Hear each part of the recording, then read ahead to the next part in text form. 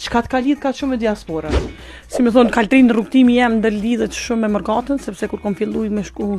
studime jashtë vendit, gjithmonë kom taku bashkëdhetarë të cilët kanë pas kërkesa të shumta, po mbi të gjitha dëshirat të shumta për çka mujnë me bota për Republikën e Kosovës. Edhe me shpalljen e pavarësisë së Republikës Kosovës në vitin 2008, filloi edhe një lloj angazhimi të qenurit ambasador jo formal, duke folë për Kosovën, për shtetin i cili i boni një vjet, 2, 3 e tutje. Kështu që në këtë rrugtim kam taku një numër të madh bashkëdhetarëve të cilët kanë dhënë një kontribut me një mënyrë kanë luajtur rolin e ambasadorit jo formal ndër vite. Edhe na si shoqëni kemi pas, si më thon, para se me pas shtetin, i kemi pas ambasadat edhe konsulatat në mënyrë jo zyrtare, i kemi pas bashkëdhetarë tonë. Ata kanë ndihmuar jashtëzakonisht shumë ngritjen e kauzës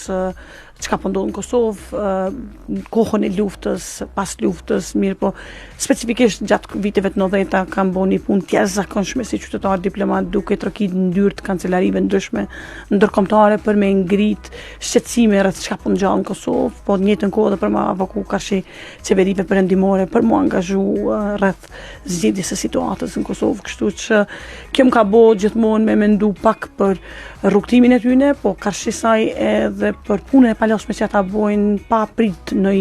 si më thonë në shpërblim pe shtetit. Mirë po që kam ka bëu më shumë me kuptu potencialin e tyne është fakti që